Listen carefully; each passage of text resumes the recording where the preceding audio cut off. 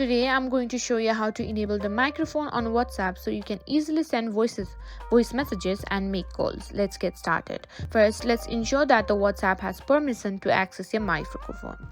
Here's how to check. Go to your device's settings. Scroll down and tap on apps. Select then go to WhatsApp and make sure that microphone is toggled on and WhatsApp has full permission of microphone. This step is crucial. Without microphone access, you won't be able to send voice messages. Next, let's test a microphone in WhatsApp. Open the app and select the chat.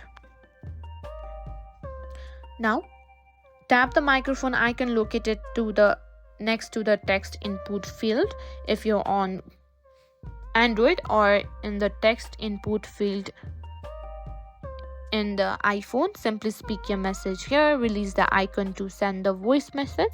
If this works, your microphone is enabled. And that's it. You now know how to enable and troubleshoot the microphone on WhatsApp. If you found this video helpful, don't forget to give it a thumbs up and subscribe for more tech tips and tricks.